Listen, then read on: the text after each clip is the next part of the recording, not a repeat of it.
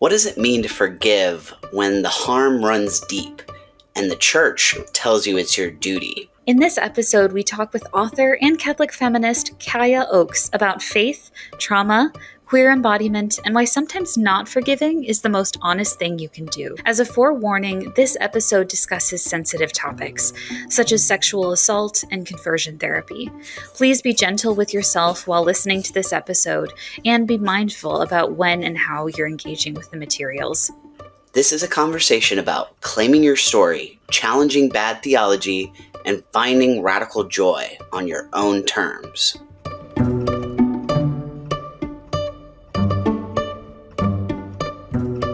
Welcome to Whiplash with Maxwell Kuzma, The show where two queer Catholics, Max and Emma, dive into the dark and twisty Catholic faith we were handed, and the beautiful mess we're building in its place. It's a journey of exploration, excavation, and deconstruction. As we challenge the limited view of God we were taught, and embrace a fully affirming, expansive Catholic faith. No topic is off limits, and no question is too big or too small. We're in this together, figuring out how to reconcile our queerness with our Catholicism, and maybe, just maybe, even reimagine them both. So buckle up, folks. You might experience a little whiplash, but we're here for the ride. Let's go!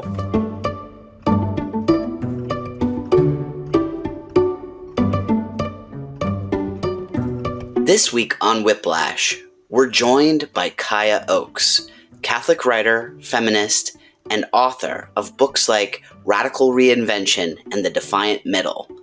Kaya's work holds space for grief, resistance, and joy inside and sometimes in spite of the institutional church. In her latest book, Not So Sorry, Kaya unpacks the cultural obsession with forgiveness, what it means, who it's for, and how it often gets weaponized against survivors. She challenges both secular and religious narratives that rush us towards reconciliation without accountability. Before we get started, take a beat. This episode discusses sexual assault, conversion therapy, purity culture, cancer, family abuse, and loss. Please be gentle with yourself when approaching these topics and make sure you're in the right headspace for this today. Kaya grew up Catholic, left the Catholic Church during her years in Bay Area punk culture, and returned in her 30s after a season of loss. Now she calls herself an accomplice to the queer community, asking hard questions about what inclusion in the church actually requires. We talk with Kaya about embodiment, trauma, queer joy, and why forgiveness might not always be the goal. This is not your grandmother's Catholicism, and that's exactly the point. Well, today we are excited to welcome Kaya Oakes to the podcast. Kaya is the author of many books, most recently Not So Sorry, and she is also a teacher at UC Berkeley, and also she has a Substack where you can read some of her more personal and more current writings, as well as she has published in many Catholic publications like National Catholic Reporter, U.S. Catholic, Commonweal, etc. So for our first question, Kaya, I wanted to ask you kind of to give us an overview of your background coming from Catholicism, having a period of being an atheist, and then in your kind of return, wanted to kind of ask you about like how you took the things that were important to you, like liberatory views and perspectives, and brought that kind of into how you came back to Catholicism. Great question. Thank you. And thank you for having me, Max and Emma. I really appreciate it. Well, I wrote a book in, I don't know what year it was, called Radical Reinvention, and it's a memoir. It's the only memoir I've written to date, and the book was about my experiences of having grown up in a Catholic family and going to Catholic school through college, actually through grad school, and then just kind of deciding that it didn't work for me, as many people decide in their 20s and 30s. And I think that's cultural because I live in the Bay Area, and that means that people who are interested in religion are the exception and not the rule. In other words, there's a lot of peer pressure to not be religious, or at least in my community. So um, I was involved in stuff like ACT UP, which was, people marching for AIDS care. I was involved in the punk scene, the punk music scene, and making feminist fanzines. And so you can kind of get the picture here of like, church didn't really fit. Now, as we all know, it can, but it didn't make sense at that point in time. It felt, and also the Pope at that point in time was very hostile to people like myself. So I just took a break, and then I sort of like in my late 30s, mid to late 30s, experienced a series of losses. And as often happens when people around you die or you experience mental health issues, you sort of go into this, what's it all about? And I found myself back at my childhood church, which is in Berkeley, California. So it's a pretty progressive church, formerly run by a religious order called the Paulist Fathers, who you listeners are probably familiar with. Unfortunately, they left the church a few years ago, but they do campus ministry, and they were just really friendly and warm guys and very intellectual and interested in questions and conversations, and just made it really easy for me to show up again. And so I won't say that my relationship with the church now is perfect, because it never is, and I'm always sort of like holding it at arm's distance because of the problems that I'm sure both of you are aware of. But nonetheless, I found a lot of community there, and a lot of other people who probably in the 90s were marching and making zines, and and people who are doing the contemporary versions of that, which would be podcasting and doing social media. And so so it's nice to see the resurgence of voices from different sides of the church today. Mm-hmm. Yeah, and I feel, in your book, Not So Sorry, that one definitely kind of tackles the wrestling with the big problems of the church. Can you say a little bit about the process of writing that book? Like, one thing I found really interesting about reading it was really hearing about your own personal experiences and how that motivated you to kind of dig into this or to share about this. Could you say a little bit more about that? Not So Sorry came out of articles that I was writing. So I'm a journalist and essayist, and I was for a long time writing for Religion Dispatches, which is a secular website that writes about religion. And a lot of the stories I was getting assigned were about Catholic sex abuse. And so out of that, I started to also look at the way people frame apologies in institutions, in particular, like churches, schools, governments, and why they're always just so terrible, right? They're often just really shallow, lacking in accountability, lacking in actual progress. And the more I wrote about this, the more I kind of realized that I personally had some things that had happened that I was not able to forgive the person who did me wrong. And I had felt like the church made me feel bad for not being able to do that. And I wanted to say to people, because I was sexually abused as a kid at my Catholic, so it wasn't a priest that did it, but it was a lay person in school. This was in, the 70s, 80s, when there wasn't like a chain of reporting that you did. So my parents didn't know what to do. The school didn't know what to do. So it went kind of unresolved, basically. Now I've talked about it in therapy for many years, et cetera, et cetera. But the church would say you should forgive that person, right? And I just like don't want to, because I don't know who it was. I don't know what their name is or where they live or anything. So it's this non-specific kind of memory blob. And that led me to talking to more abuse victims, just like within the Catholic Church. And then I got to know a lot of evangelicals right around the time through my journalism work, right around the time that like the Southern Baptist Coalition was going through a huge abuse scandal being revealed. And I, saw similar stories of like, don't talk about this, don't tell anybody, protect the institution. So it was both. I didn't want my story to be the center of the book, but I wanted people to know that I was writing from the experience of a person who had experienced that kind of treatment. And I wouldn't say I've forgiven the institutional Catholic Church either, but that I understand better now how those kinds of things were allowed to happen and what could be done to prevent them. So that's what brought about the book. And then, of course, the Me Too thing happened as well. And that's where I got really interested again in like, how do we apologize and how do we talk about forgiveness and why is our shallow language so problematic? Yeah. Yeah.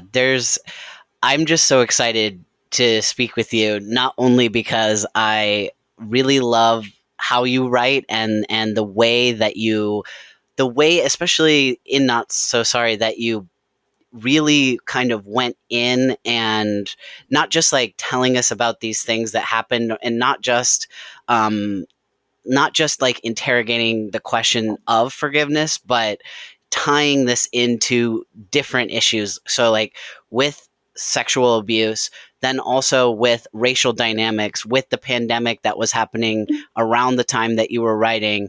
I just really love how you were able to like integrate all of those things together to make kind of a larger look and a larger commentary on like what are the cultural and social aspects that are all contributing to these ideas about forgiveness, that, and like, are they actually even true? Like, we're kind of just taking things for granted that are kind of just, I don't know, in the air. We've been influenced by these things and we're just running with it.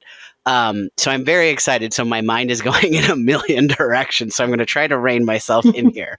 But on the topic of forgiveness and sorries specifically, I know it's something that Emma and I specifically, we were thinking about as queer people. And so for myself as a transgender person, so I get apologies for different things. But one of the biggest ones that I get is when I talk about being estranged from my parents and my immediate family due to Mm-hmm. me transitioning and them disapproving. I often get the people saying that they're so sorry, and then there's usually with that, I'll be your family now, and that one is even worse than the apology, because that's just not even possible. But yeah, I think we wanted to kind of bring that up to you and see if you had thoughts on that, specifically in that like LGBTQ experience where people want to say they're sorry, but it's like, well, that's like allies. That's not gonna, them performing that apology doesn't really do anything for us as the queer people in that scenario. Yeah, Emma, do you want to say anything about this too? I'd love to hear what your experiences have been. 100%. I appreciate it. From my perspective, the one thing that stands out, and I really appreciate you bringing up your Religion Dispatches writing. One of my favorite pieces that they've ever published on that platform was one that you wrote particularly about Pope Francis's comments equating women with strawberries. Yeah.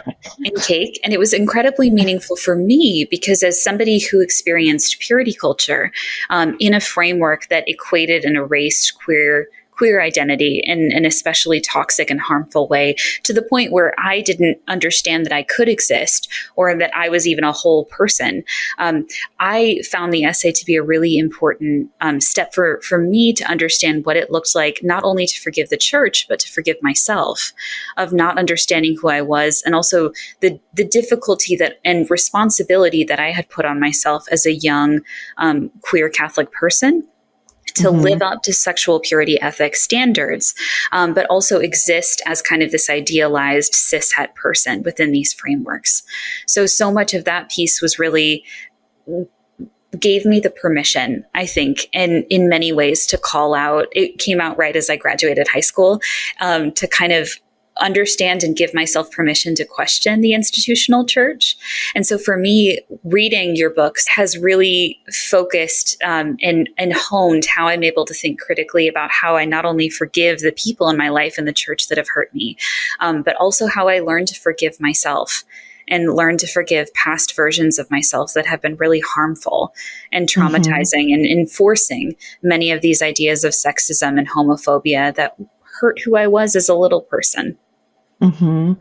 It's really interesting. Thank you very much, by the way. I really appreciate that. I remember writing that piece and thinking like, oh crap, like everyone's going to hate this. It's sort of like, but the right people didn't, right? So I think that when I wrote that, I was thinking about how the Pope, in describing women as strawberry, like he talked about, so for reference, for those who don't remember this, Pope Francis talked about how inviting women theologians to the Vatican was like putting strawberries on a cake, right? So, so essentially saying that our purpose, I'm not a theologian, but like the purpose of women is to be decorative and to enhance something that already exists, but we don't actually necessarily have to be there. Like you could take it off and take it or leave it.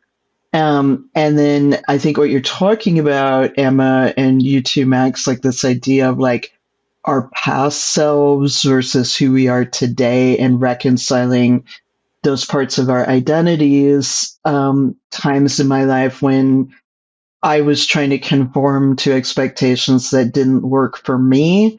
And how now when I feel more authentically like a whole version of myself, including the religious angle, that I'm much more at peace with myself. However, I can still see that tendency to kind of go, I wonder if that person's right. You know, the first thought of like, is if somebody on the internet says, you know, women shouldn't write about this topic, or like, you're from Berkeley, what do you understand about the rest of the world, like you live in a bubble and blah blah blah blah blah. My first thought is like, God, what if they're right, you know? And then I have to kind of like check that part of myself. But I'm not queer myself, so I have to make that clear. I do very much, though, consider myself an accomplice to the queer community. In other words, I like to think I'm working with you to undermine some of these structural issues in society. And I mean that in the sense of not just in the writing that I do, but also my teaching. And I have a lot of queer students, I have queer family members, etc. And I think the allyship thing is, it's good language, but it accompanies that we're walking side by side rather than working together, right? So I have a lot of LGBTQ friends, and I know priests who are gay who can't come out. I know, you know, nuns who are lesbians who can't publicly talk about that. And I feel like holding those stories is part of why I keep doing the work that I do. Like I can say what you can't say sometimes when it's clergy people, right? When it's lay people, it's more about like, if you're not comfortable talking about this part of your life, let's give you a pseudonym and we can use you in the article or whatever. But when somebody says, I'll be your family now, like, or you can be, you know, I'll be your mom or I'll be your dad, that's just paternalism. That's the idea of that heteropatriarchal family structure standing in, right? Standing in for your biological family that you took a step back from intentionally. And so it's very condescending. And I think, as we know, a lot of liberal Catholics are like affluent white boomers who are like really sincerely trying to do better, but they make a lot of mistakes and then they get upset when you call them out on it. And we all been in this church, right? So they mean well and they are willing to listen, but it's hard to say to somebody who's trying to be nice to you, like, I don't need you to be my mom. I have a biological mom. She's not part of my life anymore. I have my own chosen family that I've already created, and I'm good, right? Like, I don't need the church people to like become that for me. So I think there's forgiveness there too, because they mean well oftentimes, but it comes off as just kind of like infantilizing you. Like, you're just a baby, you need a mommy, like, no, you're an adult, you're a grown man, you're a grown woman, you're a grown person, right? So anyway, I'm kind of ranting there. No, I was going to say I absolutely love what you said, and I think what you're talking about that is important here is I think how a lot of that language is couched in systems of elements of white supremacy and Yes. social policing. I Mhm. always tie back with history, being a museum worker, to the idea of kind of these social purity movements of paternalist social policy change and social Mm. work. And so to me, it stems, I feel like, a lot from elements that I'm here to step in and help correct the system. And Mhm. it's important, just like I love how you phrase it as being an accomplice within this community instead of necessarily an ally, because I think there's a lot inherent in allyship, especially within white communities, about paternalism as well. I've been thinking about this a lot too, because I'm sort of forever on the search for a new church, like someplace where I can actually go every week and feel like I don't want to vomit or run out the back door.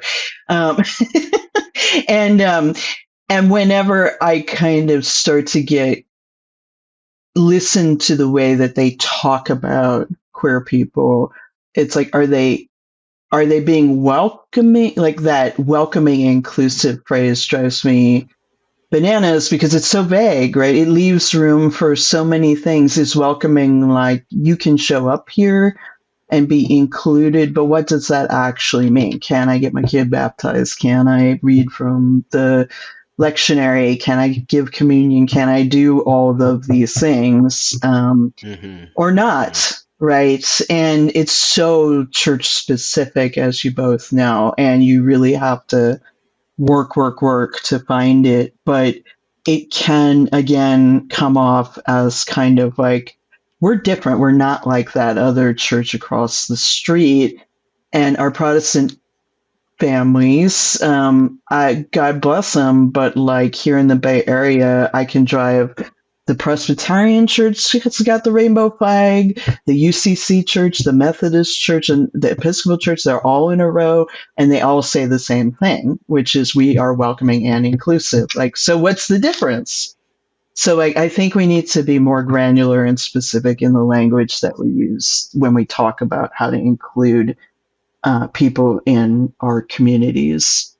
Yeah. I also feel like that ties into some conversations that Emma and I have had about, for example, as LGBTQ Catholics, like what is palatable of us and what is like, I don't know, too much or pushing the envelope. Like, well, we can celebrate in Pride Month, we can tell joy stories, but we're not going to get into all the messiness. Yeah, Emma, you jump in with Mm-hmm. respectability politics. I was just going to highlight what you've discussed this previously, and I want to hear from you what this means, because you articulated so well of this idea of respectability politics, and I think in some frame purity tests of like, how are we being the right kind of Catholics, and what is, I think also in our discussion of forgiveness today, what does it mean? Do you have to forgive someone, and what does that forgiveness have to look like to be a good Catholic or to be part of this church? Mm-hmm. And then also, like, are you forgiving the institution of the church or individuals within the institution who participate in and perpetuate oppressive dynamics or dynamics that don't welcome the whole person, right? I think for women and for cis women, well, for all women, really, all feminism is such a tricky word these days, right? Because it comes with this baggage of turfs and all this stuff that's going on with the unfortunate. I was in this, I'm not on social media anymore, and it's been so good for my brain. But when I was on Facebook, I was in this group of like quote unquote progressive Catholic women, And it didn't take very long for them to start talking about, well, some Catholic women, you know what I mean? Like it's a special experience that we have when we have this biological up. And I was like, bye, I'm leaving this group. And again, like these are, affluent white liberal boomers, and they're trying. But as, somebody who struggles sometimes with the idea of like, what does it mean to be a woman and to perform, gender and so on and so forth, I think a lot of the time what the church gives women is very similar. It's the strawberries on the cake thing, or like, we did the commission on deacons, now shut up and go away. And I really appreciate the work that people are doing for women's ordination, but in some ways part of me goes, that would be great and I totally support it. However, why do we have to be priests to be equal to men? Why can't we just be equal to men, right? Like, and why can't we just participate? I'm sort of like going through this phase in my faith life, and this is probably something other people go through, but I think I'm more on the side of millennials and Gen X, where I'm like, do we even need this institution, right? Do we even need priests? Like, aren't we all priests? Like, that's kind of like, aren't we all part of the body of Christ, right? So the priests can do certain things that other people can't do. And why is that reserved for a certain gender? So like, I think we need to ask bigger questions than, why can't we be ordained? Like, why can't we even, why can't we fully just be acknowledged for who we are? I wrote this piece a couple years ago for America magazine, which I have stopped writing for because I found their takes sometimes kind of troubling, for lack of a better word. I resigned last fall from the staff writers there. And I wrote this piece for them about the fact that I don't have children and how I wanted it to be about barrenness and like as a choice. I couldn't say that, right? So I couldn't say I chose not to have children, but it was a confluence of choosing and not physically being able to because of certain things. Anyway, and they changed it to infertility. And I'm like, no, these are not the same thing, right? Like, so again, language matters, right? To be barren is like a desert landscape, but it can still grow. To be infertile is to have something taken away from you, right? And so it was just kind of frustrating, again, policing of my gender expression in some ways. So I'm a kind of a messy answer to your question, but like, do I forgive them for changing that title? Not really, because it was like, it felt like kind of a microaggression. Like, yeah, listen, you can say you can say you don't have kids because you're infertile, but if you say you didn't have kids because you're barren and you chose that landscape, then we can't publish it. And I'm like, oh God. Mm-hmm. So anyway, I'm spilling the tea today on Catholic media tea. There's always Catholic media tea, no matter the time of day. Something I want to ask you about is, I'm in my brain, I'm thinking of it as embodiment. That's the word. And I feel that it ties into what we were just talking about and this idea of how you perform gender and the relationship to the body, which we also were just touching on. And what some of the stuff that I was thinking about, this also does tie into the respectability politics, because like for me, I always think about, okay, I'm a transgender person and I've been Catholic. I was baptized as an infant, so I've been Catholic my whole life.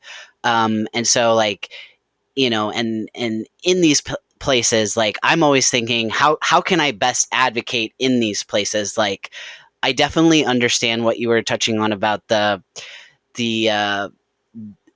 generations that are like, we should just burn down institutions. Like, if these institutions are broken, we should burn them down. But I also kind of am strongly in the camp of like, But like, if the institutions say that they are about, like in the case of the Catholic Church, about like the common good, about love, like if these are truly like the central things, then I personally feel very motivated to be like, okay, well, like prove it, like actually listen to transgender people, queer people, women, like actually do these things. So I just wanted to say that I do feel often a sense of like, oh, am I saying it the best way I can? Am I presenting it the best way I can? Is like, is my life like bulletproof enough that like none of these like rad trads or the people who think that they're the quote unquote real Catholics are gonna like come after me and say and like find ways to discredit me and then not even listen to what I have to say. But the truth is, like, those people weren't gonna listen anyway. They were gonna find any excuse. But yeah, speaking of I'm really thinking out loud here because like all those things feel connected to me. But for the embodiment piece specifically, I think is really something I do want to talk to you about, because I know that is a very important theme that runs through your work.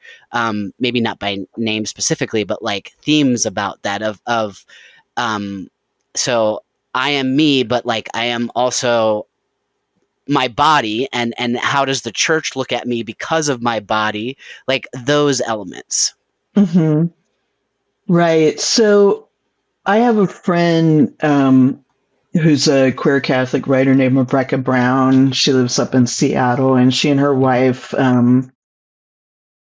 she's a convert. She's an adult convert, so she experienced the usual kind of like, what the heck are you doing, from her community and blah, blah, blah. But one thing that she wrote this beautiful essay for The Stranger, which is the free weekly paper up there in Seattle, some years ago, and I'm blankety blanking on the name of it, but she talks about, as a queer person, part of why she was drawn to the Catholic Church is because of the physicality of the experience. Kneeling, bowing, like taking the communion in your hand, like laying hands on other people.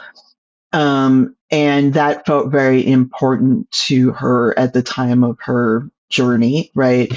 And that really stuck with me, because I think it is, there's that famous quote from Teresa of Avila, right, where it's Christ has no hands but yours, no feet, or something like that. And that we do forget sometimes that if the body of Christ, can suffer and starve and be bombed and displaced, it can also have AIDS. It can also be trans. It can be queer. It can have cancer. It can, so we have to recognize that some of those things are actually joyful, right? Like that the body can experience gender euphoria, for example, that the body can change in ways that make the person feel more like themselves, and it doesn't always have to be suffering. We're a both and religion. That's, again, the Jesuits. They had a lot of influence on how I talk about, and I still really like lots of Jesuits, even though I don't write for American Magazine anymore. But the both and idea, like our bodies both suffer and celebrate. And I think the problem for queer people and women in the church is like, nope, you just gotta suffer. Right? Like, you can't celebrate, your body cannot possibly enjoy not having children or being trans or being queer, right? That because it's wrong, you must feel suffering. And I wrote about that I think I wrote about that in Not So Sorry, about how when we get caught up in this idea of suffering only, that creates this kind of tendency to have a more kind of confined sense of faith rather than an expansive one, one that understands that there's both joy and suffering. I assume that Jesus like had his favorite foods or like danced once in a while, or he didn't just walk around feeling shitty all the time, excuse my language. He must have had some good times, right, in his body. And so, but we never hear about that. So that creates problems for a lot of people. And I think what you're talking about, Emma, with purity culture, there's definitely a through line, because purity culture is about saving yourself. And like, again, like if you save yourself and then you get married and the sex is bad or painful or abusive, you just put up with it because the suffering is proof that you're participating in the right way. So it's definitely tangled up, but I do feel like it is different for different people in the church, and that's not right. And what can we do about that? We could have conversations like this, we can write about it, we can talk off the record to clergy. It's very hard to talk on the record to clergy, but I think it's important to do that. 100%, Kaya. And as you were talking about that, it reminded me of, honestly, also on Religion Dispatches, there was a wonderful piece that came out in late May. It was a review of Andrea Becker's Get It Out on the politics of hysterectomy. And it was a really interesting book that grappled with what it looked like for specifically a uterus to be an element of ownership, but also a productive thing that creates products for society. So what you said really resonated with me. We had discussed it in the past, I believe, in our discussion of Catholic joy, of kind of in very much in also to this extreme of not only can women and queer people not experience joy and embodiment in their bodies or practice and feel that Christ, feel that God, feel that any form of spirituality and divinity exists within them, but there's in many senses this glorification of suffering, kind of this self-flagellation of of what it means and to be a person in a church that continues to marginalize and exclude us. So it made me think of as well, thinking through, especially now in a society where I think pronatalism is especially taking off among like far right Catholics. There's a lot of discussion about what it means to have the potential to possess and have children, but also what it means to have the agency of choice, to choose not to have children, to choose to have a hysterectomy, not only to not get pregnant, but also as part of gender affirming care. So from my perspective, what I'm curious about from you is how have you seen this in the work that you do? And also, what does it look like? I know I mentioned earlier to forgive ourselves for these social conventions, but to forgive and not rationalize, to forgive and better understand how these constructs affected the way that we practice our faith.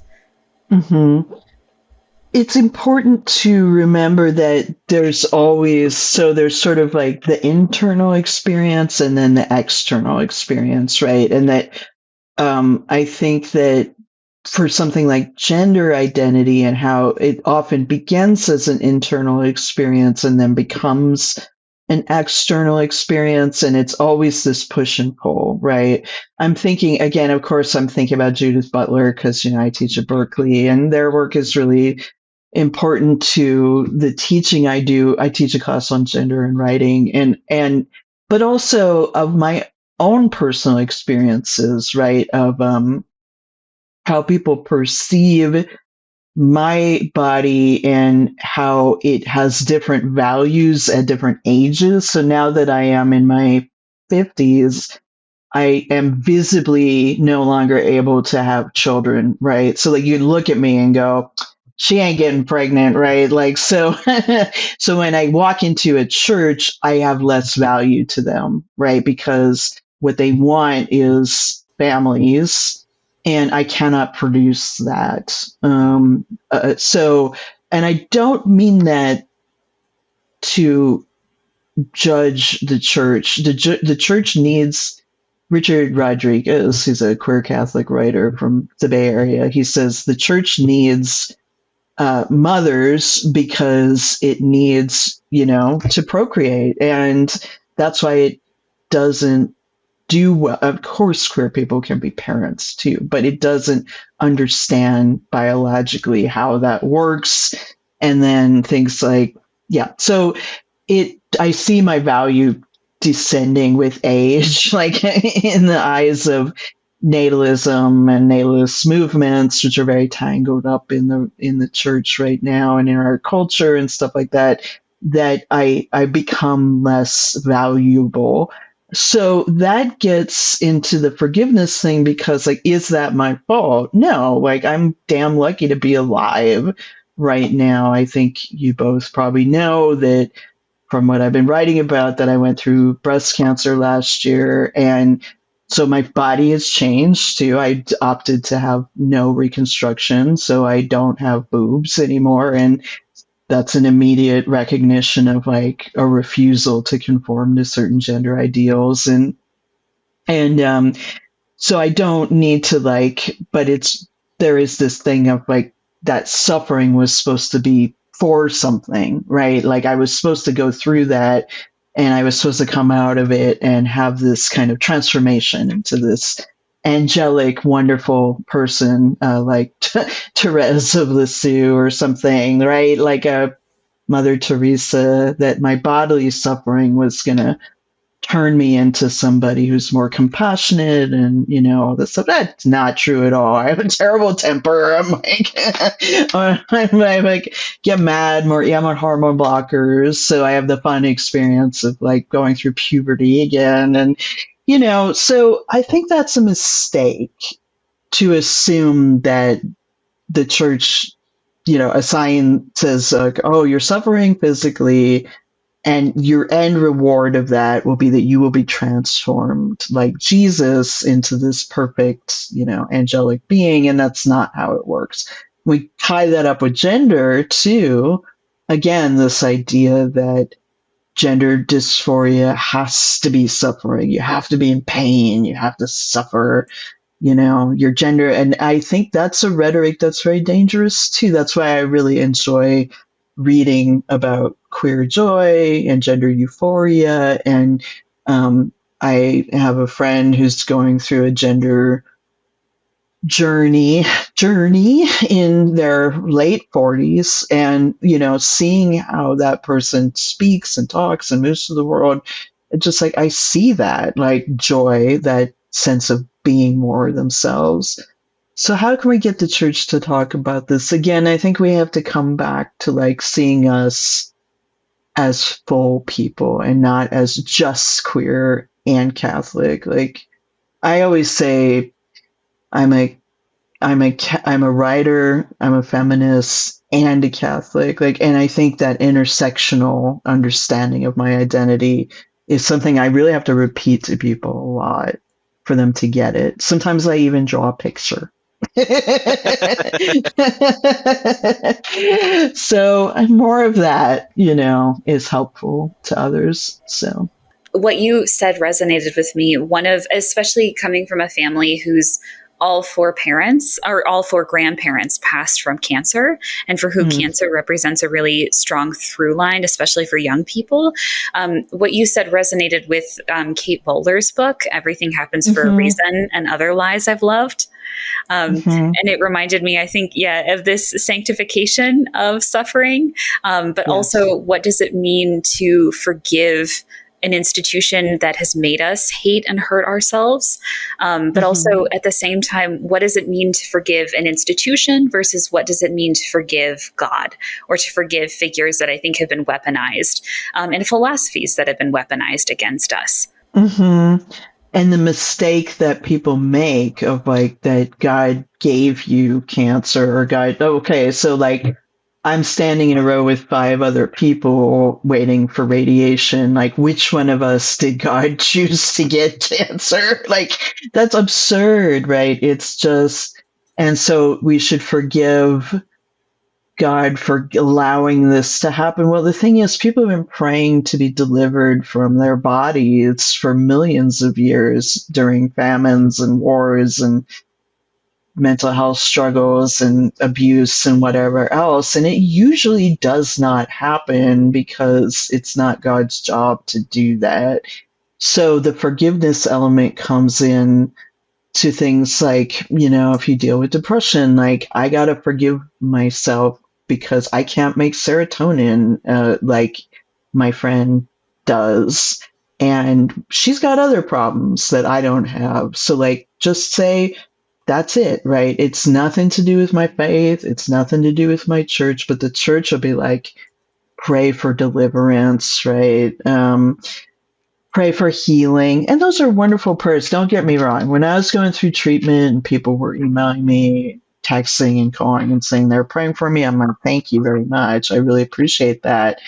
But I'm not going to be delivered of this treatment. Like, I have to get through it, and it's not going to stop. So it's a complicated thing, and I think also this idea that we should forgive our bodies for making a mistake, quote unquote. I mean, how does that come across to a trans person? How does that come across to somebody who's been through sexual shaming and purity culture? Like, oh, you were attracted to somebody outside of your terrible marriage that you didn't really want, like you should forgive yourself. Like, no, because maybe it wasn't wrong. So it's complicated, but I think that self-blaming and self-punishment is, if you grew up Catholic, it's like chef's kiss, right? We all like, we grew up, and those who converted too, like, that's the first thing you hear. It's like, you're gonna suffer. Like, God, what? No wonder nobody shows up anymore.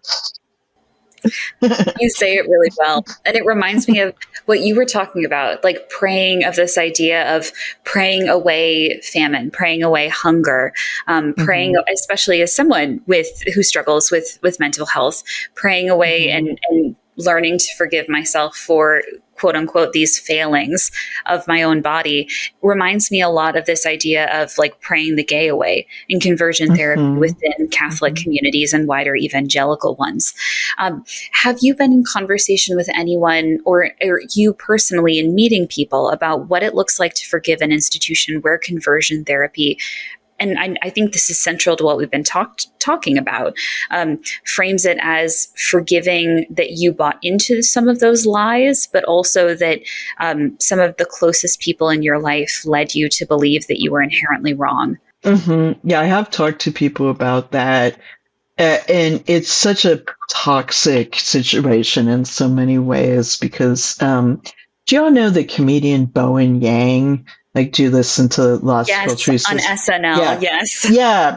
So he went through conversion therapy, and it was not religious, it was cultural because his parents were Chinese immigrants. And when he came out in high school, they didn't know what to do. So they put him through conversion therapy. And the way he talks about his relationship with them now is, it does sound like they didn't know what they were doing. They didn't understand.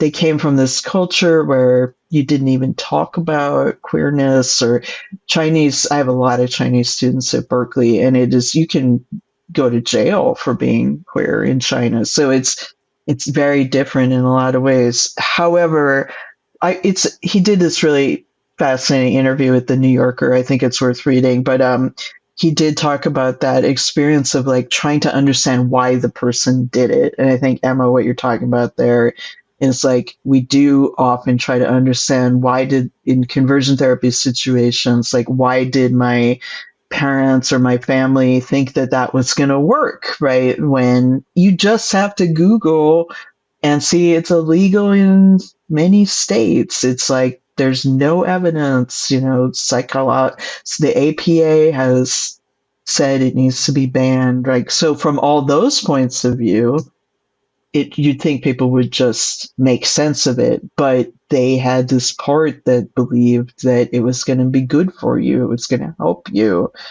And I think those who I've talked to who've been through it have really struggled with that and to understand why did they feel that way.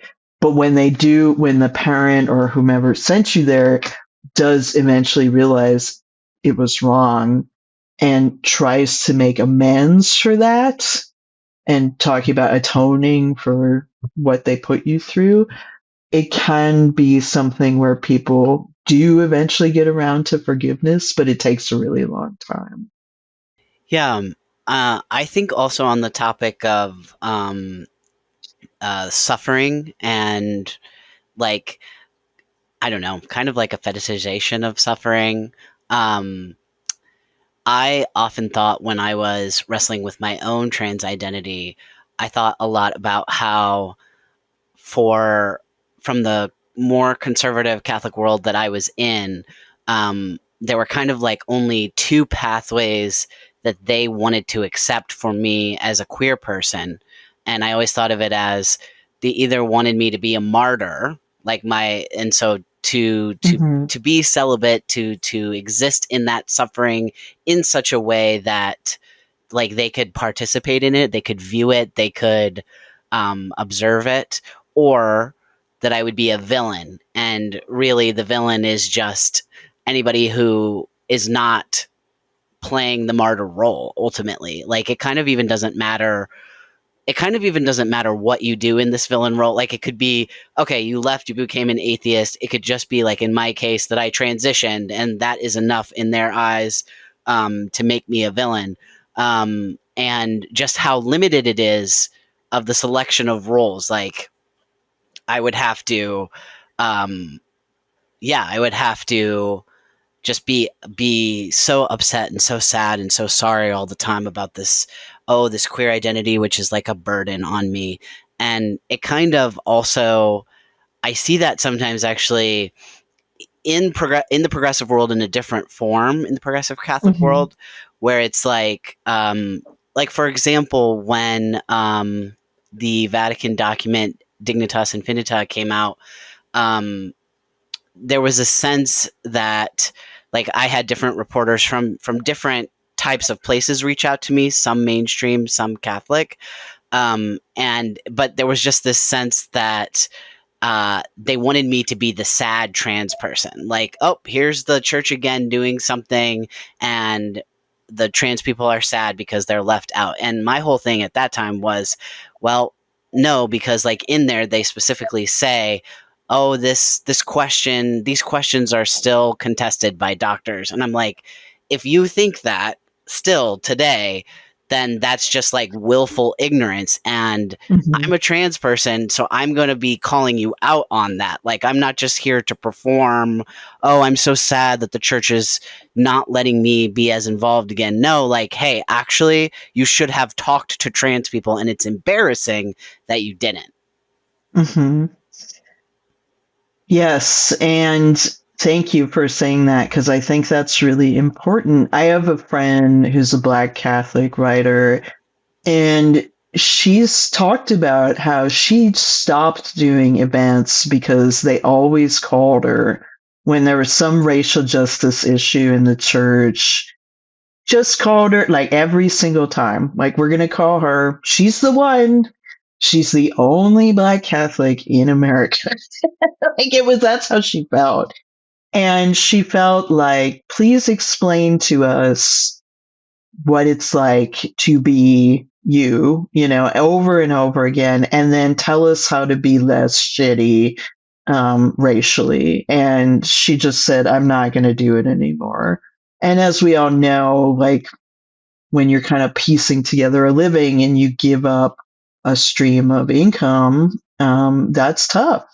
But sometimes your conscience can't deal with it anymore. So I hear where you're coming from, Max. I recently wrote yet another piece about, and it was on request, so about religious disaffiliation. Why don't people go to church anymore? Because people are still asking me about that after I wrote a book 10 years ago. But it's the same, it just feels like they're calling me up to hear the same story every time. And it's kind of exhausting. So another friend said, get into the habit of having two names, right? So every time people call you and like, you're the trans Catholic and we want to hear the story, there's two people that I know. Here, talk to these two people, right? I think journalists, it's tough for us. Like, oftentimes it is easy to say, well, I've Googled and your name came up, right? But our job is also not as I'm stepping out of my journalist shoes right now and say our job as people is to like give other people the opportunity to take the mic. So yeah, so I think that's important too, because that can also help correct that narrative and give you a break, right? Of having to always be telling like, no, that's wrong. sorry, look it up, right? Like I looked to my friend over here, like, could you please take this one, right? Like, and that's how we hold each other up and stay relatively sane.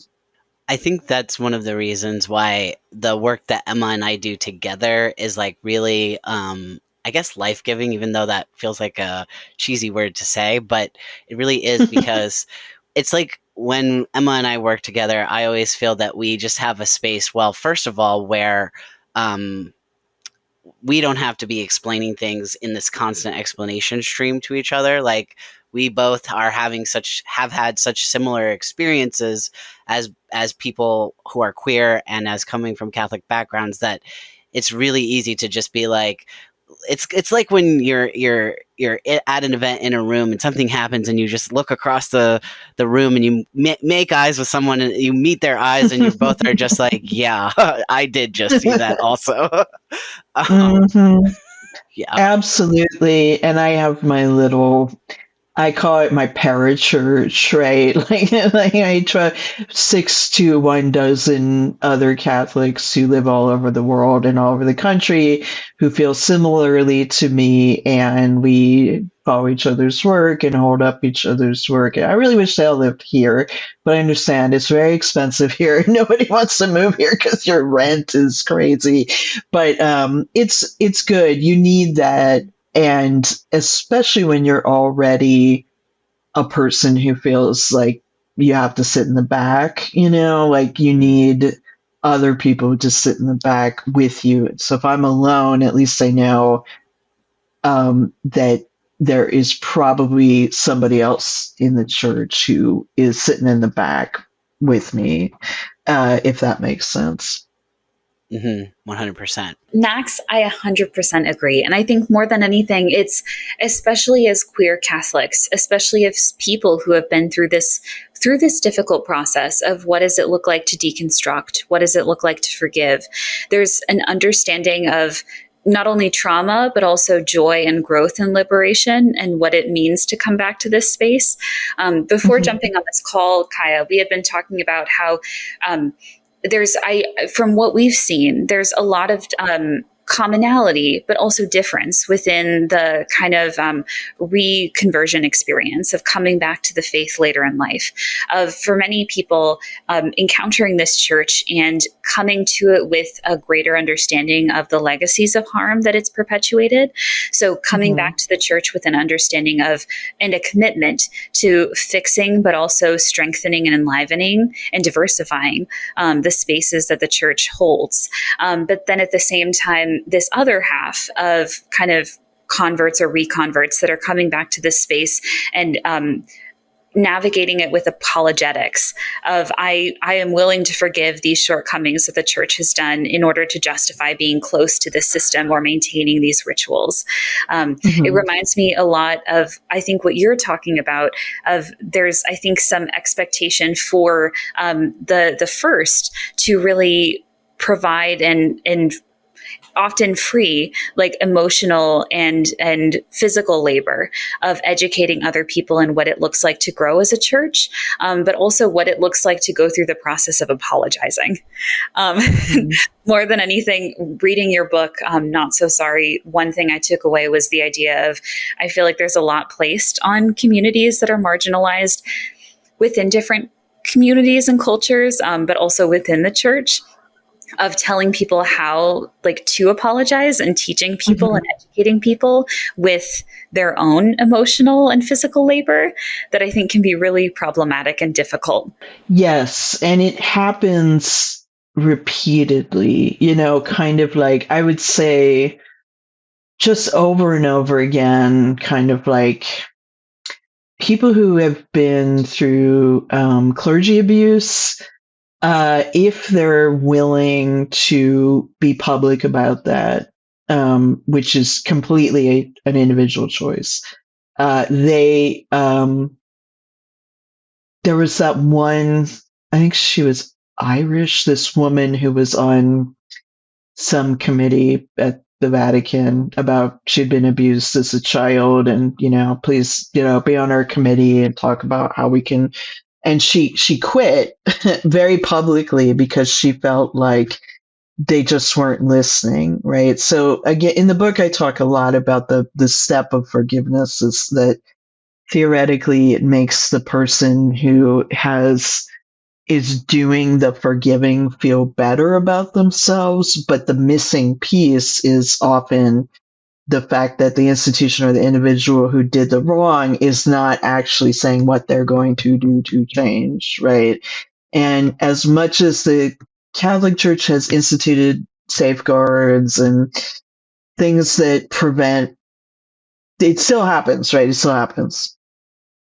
So then they go, why? Let's talk to abuse victims, right? And so that person has to re-traumatize that. So psychologists have talked about this idea that when you've been through trauma, if you have to tell that story over and over again, you're essentially not healing. The wound is not closing, and you'll never be able to move past the trauma. So unfortunately, it's like, yes, we're being asked to tell our stories. Yes, we're being asked to, participate and talk about what the problems that the church has and blah, blah, blah. But there's a point at which it's like, I can't do this anymore. Right. So for me, even reporting about abuse and writing about abuse after this book, I was like, I need a break.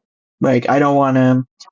And I've done, podcasts. I don't mind at all. I've done events and I've talked about abuse stuff after the book came out, but I don't think I want to write another book like this anytime soon. And that's even from the point of view of somebody who has to listen to other people talking about this, right? And like, that's not even me going through it. I did in my childhood, but like, imagine like just holding all that, like sponging up. My mom is funny. She read the book and she goes, "That was intense." But I mean, that's, it's true. It's intense. It's not a book you want to pick up and read on a plane. And like, I realize that. And I also feel kind of like, but, we're constantly trying to figure out what forgiveness means and talking about how it's good for us. And like, but, I don't know. Like, it's not that black and white. So. I'm making this personal. I'm thinking of it from my perspective and what I have experienced, which is not abuse, but going back to this experience of rejection and estrangement with my family, and thinking about what does healing look like for me. Mm-hmm. What I have come to is, I guess, really, it's not that, because I looked for chosen family. I have chosen family. I have built a community of people that do like nurture and nourish me, I guess you could say. That deep innate sense that we do need other people. We do need to connect with people, and even sometimes to emotionally regulate with people about different things. But when it comes to what has happened with my family, I guess for me, it's like, I guess really what it comes down to is that the only person who can decide how to integrate like what happened in that scenario is me, because it happened to Mm-hmm. me. And Mm-hmm. that has elements of being overwhelming or scary, because like, okay, there's no blueprint, there's no map, because this happened to me specifically in a very specific way. But at the same time, I have found a lot of I guess I found a lot of empowerment. Again, it feels like trite or a cheesy word to use, but to be able to realize that it is my story, and the way that I tell it and the way that I move through it can be like, my ownership of it can be a healing process. And Mm-hmm. so I guess I'm kind of wanting to come to a close on this, because I'm thinking that it's a similar thing with Catholicism, in the way ways that either we have all been like directly harmed by not strictly speaking abuse, but like oppressive policies, and basically how are we owning our story as a way to heal? Like the work that Emma and I do, I think for us, I think I can speak for Emma really fast, that it is healing to be able to like tell it in our own way and say what it is that we are actually feeling, and like it's our platform for where we can say these things, and we don't have to always be giving lip service to different aspects. 100%. I think we're at a good closing place in that what we're ending on is talking about the complexity and very much the shades of gray of what it means for forgiveness. And I've really appreciated this conversation because it's given me leniency to continue discussing and navigating internally, but also in conversations with Max about queer Catholic joy and existence, of what it means to forgive people, institutions, to forgive in some constructions God and religious figures that sometimes we feel have abandoned us. But I really appreciate you taking the time, Kaya. And I want to also, in framing the end of the conversation, ask, was there anything else that you'd like to leave listeners with today that we didn't cover, or anything meaningful that came up in our conversation that you want to close on? I think it was kind of implied throughout our talk today, which I really appreciated. So thank you, both of you, for your generosity and grace and welcome. But that everybody needs to define forgiveness for themselves. There's no one size fits all blanket definition of what that looks like, feels like, sounds like, and that you have to think about it as a process, a discernment. Is it time now? Do I need more time? Do I maybe need never will? That's okay. And giving yourself permission to do that, for a lot of people who come from backgrounds that involved a very strict interpretations of religion, that can be very difficult. But when you give yourself permission to understand forgiveness in your own idiosyncratic individual way, it helps you actually be more forgiving in general, right? Like, because no, it's not letting go of this. No, it's not saying, oh yeah, go ahead and keep abusing people. It's accountability. It's holding people to account. It's asking them to do better.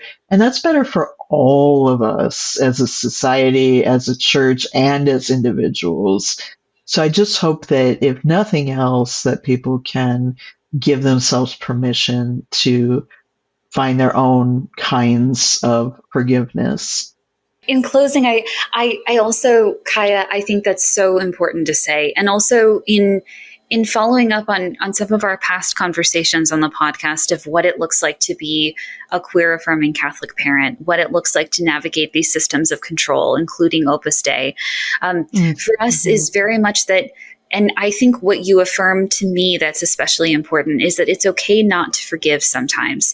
It's okay to give ourselves permission to feel things thoroughly and to navigate what forgiveness means on our own timelines, and whether that's the most healthiest healing way for us to move forward. So I really appreciate that you emphasize that this is something you have to navigate on an individual level, but also something that you have the permission to take your own time and space with.